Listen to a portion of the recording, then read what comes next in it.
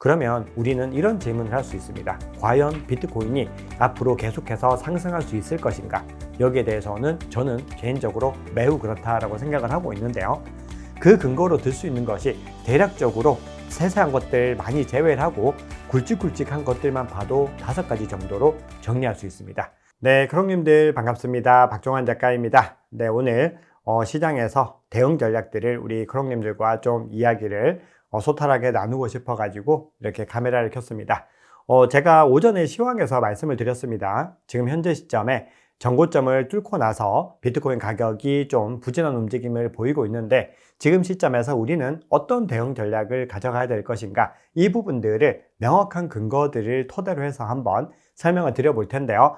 우리 크롱님들께서 이 암호화폐 투자를 하시면서 계속해서 가지고 가셔야 되는 중요한 관점입니다. 사실은 이 관점만 잘 가지고 계셔도 암호화폐 투자에서 손실을 보지 않고 잘 탈출하실 수 있고 좋은 수익을 거두실 수 있기 때문에 오늘 영상은 그 어느 때보다도 좀 집중해 주시면 감사하겠습니다.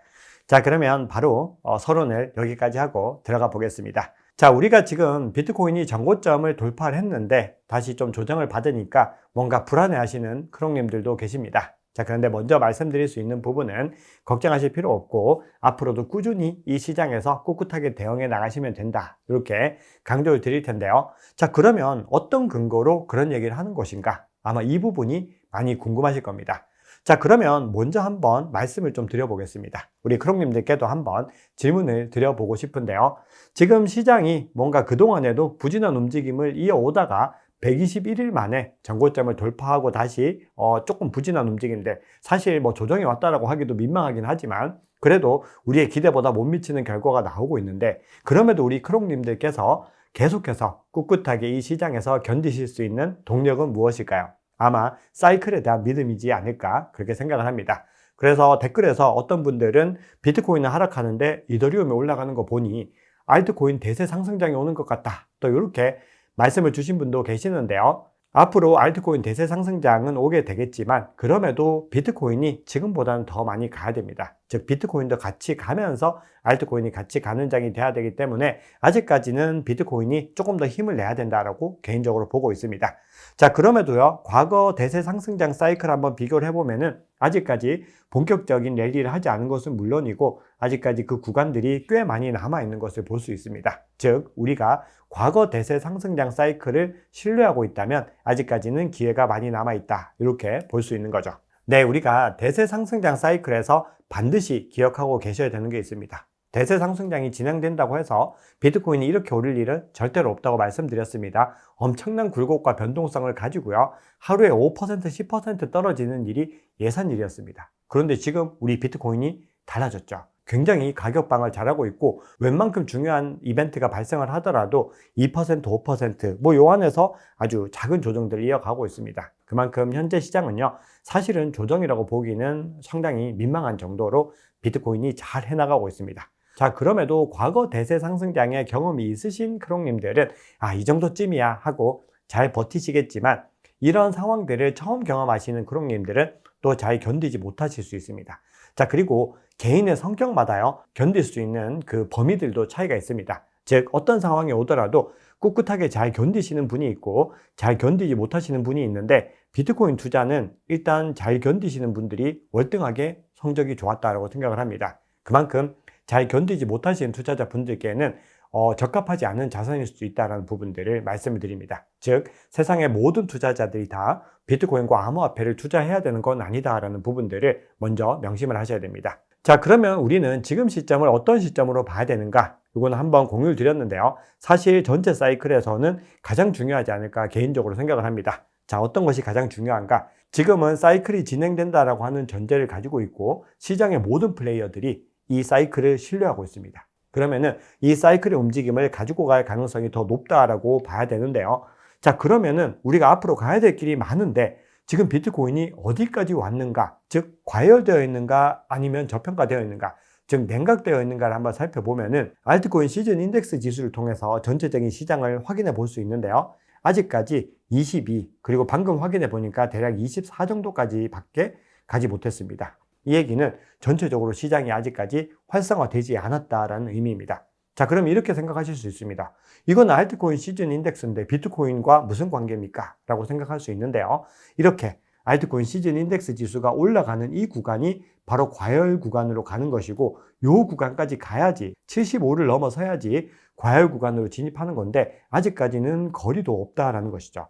그런데 여기서요, 알트코인 시즌이 올라간다라고 하는 거는 비트코인이 내려간다는 의미가 아닙니다. 비트코인도 상승을 하는데 알트코인은 비트코인보다 월등하게 더 많이 상승한다는 의미입니다. 그렇기 때문에 우리가 이 장세를 대세 상승장이라고 부르는 거죠. 그럼 아직까지 이 낮은 구간에 위치하고 있다는 건 어떤 의미일까요? 시장이 아직까지 가야 될 길들이 많이 남아있다는 의미입니다. 그렇기 때문에 우리가 이런 시즌에서는요, 사실은 호재들이 나타나더라도 뭔가 움츠러든 것들이 한번 깨고 올라오는데 시간이 걸릴 수 있습니다. 시장에 여러 이해관계들이 섞여 있기 때문이죠. 자, 그러면 우리가 앞서 데이터를 통해서 결론을 얻었습니다. 암호화폐 시장은 과열되지 않은 것은 물론이고 오히려 굉장히 냉각된 상태에 더 가깝다라는 부분들이 확인됐죠. 그런데 이 지표 말고 나머지 다른 온체인 지표들을 살펴보더라도 대부분은 비슷한 결과들을 내고 있습니다. 즉, 앞으로 비트코인이 가야 될 길은 너무나 멀다라는 부분들이죠. 자, 그러면 이 상황에서 비트코인이 곧 반등할 것이냐, 이렇게 해석할 수만은 없습니다. 왜냐하면 제가 앞서 강조드렸듯이 대세 상승장에서도 굉장히 큰 무빙이 나타날 수 있기 때문에 만약에 내가 지금 시점에서 단기 미실현 손실이 두렵다라고 하시는 분들은 지금 시점에서 방어적인 움직임을 가져가셔야 될 수도 있습니다. 개인적으로 저는 지금 시점에서 비트코인을 꿋꿋하게 보유하고 계속해서 130, 150, 160까지 갈 때까지 쥐고 있겠지만 모든 투자자들이 동일한 관점을 가지고 갈 수 없다는 거죠. 그럼 나는 좀 다른 관점으로 추세가 하락하는 구간에서는 일단 매도하고 다시 들어오겠다라고 생각하시는 분들은 이제는 차트를 통해서 온체인상의 과열 구간이 아니라 차트상으로 추세가 약해지는 구간을 포착해야 됩니다. 그러면 그 추세가 약해지는 구간들을 어떻게 포착할 수 있느냐 하면은, 제가 요 장표에서 RSI를 좀 빼먹었는데요. RSI 상으로 봤을 때 현재 추세가 약해지는 부분들이 포착이 되고 있고, MACD 상으로도 추세가 약해지는 데드크로스가 발생한 것을 볼 수 있죠. 즉, 현재 시점에서 추세는 약해지고 있습니다. 그리고 더 중요한 부분들은 RSI가 이 비트코인이 상승의 국면을 가져가는 이 구간에서도 하락 추세를 보이고 있었습니다. 즉, 이미 기술적인 분석상으로는 하락 다이버전스가 나타나고 있었다는 거죠. 그러면은 이 구간들을 경계로 해서 우리는 중요한 지지 구간들을 하방 이탈할 때 단기적인 매도를 해야 될 수도 있습니다. 가령 우리가 본격적인 반등이 있었던 4월 중순부터 이어지던 이 추세선을 한번 그어봤을 때 이 구간에서 하방 이탈하는 것들을 확인할 수 있죠. 그러면 여기서 다시 이 구간을 상방 돌파해서 올려놓지 못하고 다시 하회한다라고 했을 때는 추세가 더 추가적으로 약해질 수 있고요. 다음으로는 106K 상단, 106.2에서 106.5K 정도의 지지선을 그어볼 수 있는데, 이 지지선은 그 먼 거리에서부터 계속해서 이어져 오던 지지선입니다. 그러면은 이 구간을 하방 돌파하고 다시 상방 돌파하지 못하면 어떻게 될까요? 그때도 일정 부분 매도를 해야 될 수도 있습니다. 그리고 다음 구간으로는 22평선을 들 수 있는데, 이 구간을 하방 이탈하는 그 구간들도 확인할 수 있다는 거죠. 즉, 결론적으로 말씀을 드리면은 우리가 계속해서 가지고 가셔야 되는 관점인데, 비트코인이 거시적인 흐름에서는 아직까지 과열 구간에 진입하지 않았고 가야 될 길이 많이 있지만, 그럼에도 단기적인 조정은 가능하다. 그러면 단기적인 조정에서 우리가 대응하기 위해서는 참을성이 많은 투자자들이라면은 그냥 꿋꿋하게 가지고 가는 전략이 장기적인 관점에서 제 개인적으로는 더 좋다고 생각을 하지만, 투자자들마다 투자의 성향이 다르고 추세가 전환되는 구간들에서는 일정 부분 차익 실현을 하고 싶다면은 이렇게 중요한 구간들을 포착을 해서 일정 부분 분할 매도를 할 수도 있다라고 말씀을 드리는 겁니다. 자, 그러면 여기서 더 중요한 이야기들을 한번 해봐야 됩니다. 그러면 우리는 이런 질문을 할 수 있습니다. 과연 비트코인이 앞으로 계속해서 상승할 수 있을 것인가? 여기에 대해서는 저는 개인적으로 매우 그렇다라고 생각을 하고 있는데요. 그 근거로 들 수 있는 것이 대략적으로 세세한 것들 많이 제외를 하고 굵직굵직한 것들만 봐도 5가지 정도로 정리할 수 있습니다. 자, 가장 중요하게 보는 앞서 말씀드린 사이클 관점을 말씀을 드렸죠. 다음으로는 유동성 관점이 굉장히 중요합니다. 유동성에 의해서 지금의 장세가 많이 촉발이 됐습니다. 그런데 최근에 전고점을 돌파한 그 계기는 규제에 대한 부분이었습니다. 바로 스테이블 코인 법안이 상원을 통과했다라고 하는 부분들이죠. 이제 상원 본회의에 회부가 되었고 여기에서도 최종적으로 통과하면은 상원에서는 모두가 다 규제안에 대해서 찬성을 했다, 이렇게 볼 수가 있는 거죠.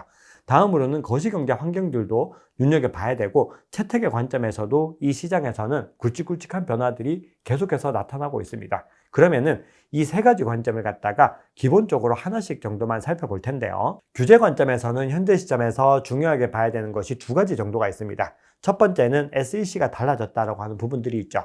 지금 SEC가 아직까지는 알트코인 현물 ETF를 승인하지 않았는데 아마 시간 문제가 되지 않을까, 이런 분석들이 나오고 있고요. 더 중요한 부분들은 스테이블 코인 법안이 최종적으로 상원 하원까지 통과해서 트럼프 대통령이 도장까지 찍게 됐을 때 어떤 여파를 줄 수 있을까. 결국은 스테이블 코인 산업이 무한 확장할 수 있는 것이고, 이 수혜들은 비트코인으로 다 돌아오게 될 것이다 라는 겁니다. 이 스테이블 코인 관련해서는 제가 따로 영상을 또 하나 준비를 했으니까요, 다음 주에 확인해 보시면 되겠습니다. 자, 다음으로는 미국의 재정 불안정성을 들 수 있는데요. 지금 계속해서 미국의 장기채 금리가 상승 국면들을 보이면서 불안정한 모습들을 이어가고 있습니다. 그런 상황에서 계속해서 미국이 재정을 유지하기 위해서는 국채를 추가적으로 발행을 해야 되고, 그에 반해서 수요는 약해지고 있습니다.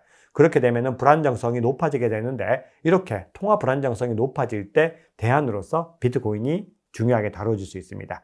자, 거기다가 스테이블 코인 법안이 이 문제를 해결하기 위해서 등장했다라고 자주 강조를 드렸습니다. 즉, 미국의 채권의 중요한 수요처가 바로 스테이블 코인이 될 것이다 라는 부분들이죠. 결국은 암호화폐 시장의 성장으로 향하고 있습니다.